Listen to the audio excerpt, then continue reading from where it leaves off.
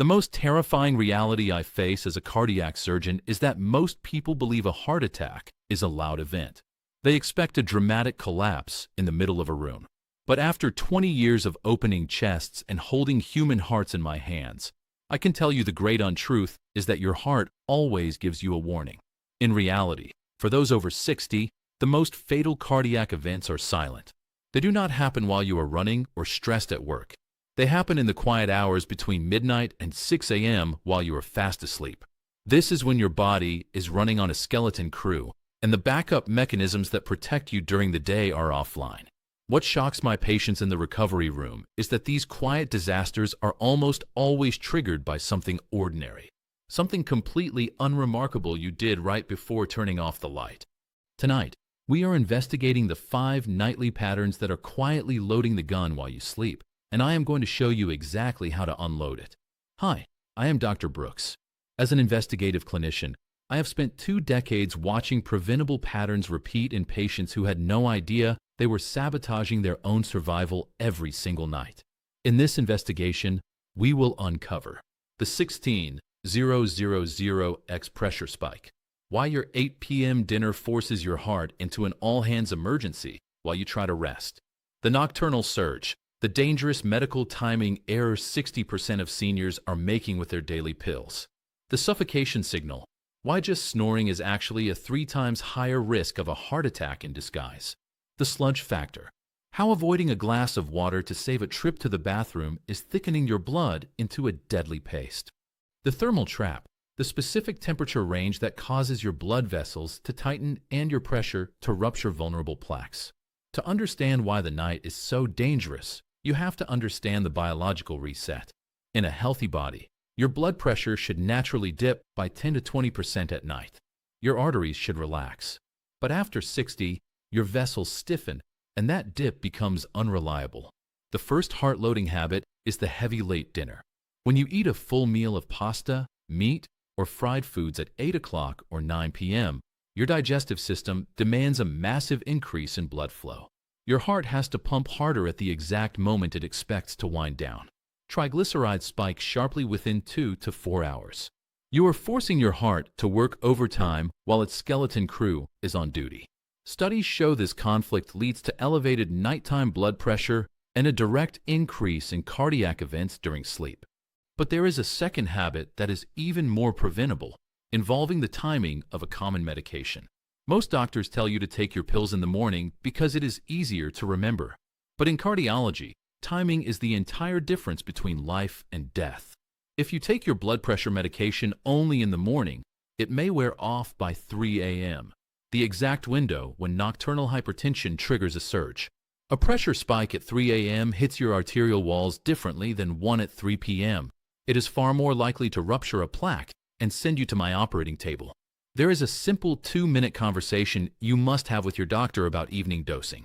But before we get to the protocol, we have to talk about the silent suffocation that millions of people are laughing off as an annoyance. This is the point where the investigative clinician must address the most underestimated warning sign in cardiac care: the snoring signal. In my 20 years of surgery, I have seen thousands of patients treat loud, irregular rumbling in the night as a joke or a spouse's annoyance. I treat it as a cardiac emergency until proven otherwise. Sleep apnea affects over 30% of adults over 60, and the vast majority are undiagnosed. Here is the biology of what is happening. You stop breathing for 10, 30, or even 60 seconds. Your oxygen levels drop sharply, and your brain fires off a massive stress response, adrenaline and cortisol, to jolt you awake. Your heart rate and blood pressure spike suddenly while you are technically still asleep. Imagine this happening 40 times in a single night. This is why sleep apnea carries a 3 times higher risk of heart attack. It thickens your arterial walls and triggers irregular rhythms like atrial fibrillation, which is the leading cause of stroke. But there is a fourth habit that is driven by something completely logical: the dehydration trap. Many of my patients over 60 deliberately stop drinking fluids after 4 p.m. to avoid waking up for the bathroom. I understand the reasoning, but from a cardiovascular standpoint, this is a disaster. When you are dehydrated, your blood becomes viscous. It turns into a sludge or a thick paste. In a young body, This is an inconvenience. In a 65-year-old with arterial plaque, it is a death sentence. At night, your heart rate naturally slows down, meaning your blood is already moving more slowly through your system. When you combine slow circulation with sludge-like thick blood and narrowed arteries, you create the perfect environment for a clot to form. This is why heart attacks cluster in the early morning hours. A simple 8-ounce glass of water before bed ensures your blood flows freely while you sleep. Then we must address the thermal trap. Most people set their bedroom temperature based on comfort, not cardiac safety. If your room is above 72 degrees Fahrenheit, your heart has to work harder to dissipate heat, dilating vessels and keeping your heart rate elevated. If it is below 65 degrees, your vessels undergo vasoconstriction. They tighten up to preserve heat, which sends your blood pressure skyrocketing against narrowed coronary arteries. The Brooks Heart-Safe Evening Protocol is designed to unload the gun before you ever close your eyes. It requires no expensive equipment, just a shift in your evening signals. First, your main meal window must close by 7 p.m. This gives your heart a 4-hour head start to settle before sleep. Second, the hydration minimum. Drink exactly 8 ounces of water before bed and keep a glass on the nightstand. Third, the evening medication check. Talk to your doctor tonight about switching your blood pressure dose to the evening to block that 3 a.m. nocturnal surge. Finally, the sleep position hack. If you snore and are waiting for an evaluation, stop sleeping on your back immediately. Gravity pulls the airway closed. By simply shifting to your side, you can reduce apnea episodes significantly. The great untruth is that these deaths are bad luck. They are not. They are the cumulative result of bad information. I have stood at operating tables at dawn holding hearts that stopped because of a late dinner, a skipped evening pill, or a body that ran out of water at 4 a.m. I have a question for you. Which of these 5 nightly triggers are you currently doing? Is it the late dinner or the habit of avoiding water? Let me know in the comments. I read your responses to see which silent killer we need to investigate next. This is where the anatomy of a midnight heart attack becomes clear. Most of my patients assume that a heart attack happens because an artery simply plugs up like a slow drain. But as a surgeon, I see the truth. It is often a plaque rupture. You have small deposits of cholesterol and calcium in your arteries. During the day, they are stable. But at 3 a.m., if your blood pressure surges because your medication has worn off, or because you are struggling to breathe through an obstructed airway, that pressure acts like a hammer. It cracks the thin cap of that plaque. The moment the inside of that plaque touches your blood, a massive clot forms instantly. In seconds, a 30% blockage becomes a 100% blockage. This is why the timing of your dinner and your hydration is not a suggestion. It is a biological barrier. By finishing your meal early, you prevent the post-meal surge in triglycerides that makes your blood sticky and more likely to clot. By drinking that 8-ounce glass of water, you keep the blood thin enough to glide over those vulnerable areas rather than snagging on them. I have stood in operating rooms at 4 a.m. with a patient's chest open, seeing exactly where the system failed. It is heartbreaking because these patients didn't have bad hearts. They had a bad night. They had a night where the skeleton crew was overwhelmed by a late-night feast, a lack of water, and a bedroom that was 75 degrees. Their heart was trying to do 1,000 things at once instead of the one thing it needed to do: survive the night. This brings us to the importance of the thermal window. Your heart is a pump, and like any pump, it generates heat. If your room is too hot, your heart rate increases to move blood to the skin to cool you down. You are essentially asking your heart to run a slow jog while you are trying to sleep. Over hours, this leads to fluid loss through sweat and increased cardiac strain. If you are over 60, your heart does not have the reserve to run that jog all night. Setting your thermostat to 68 degrees is the simplest cardiac intervention you will ever perform. It allows your vessels to stay in a neutral state, neither too dilated nor too constricted.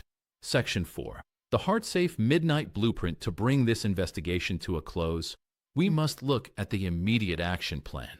You do not need a prescription or a surgeon to start this tonight. You just need to follow the 7-7-9 rule. First, the 7 p.m. cutoff. No more heavy calories after 7 p.m. If you must eat, make it a small handful of walnuts or a piece of fruit. Keep the digestive tax on your heart low. Second, the 7 p.m. pill check. If you are on blood pressure medication, Set a reminder to talk to your doctor tomorrow morning about moving that dose to 7 p.m. This creates a shield that lasts through the most dangerous hours of the early morning. Third, the 9 p.m. hydration and prep. At 9 p.m., drink your 8 ounces of water. Set your bedroom temperature between 65 and 72 degrees.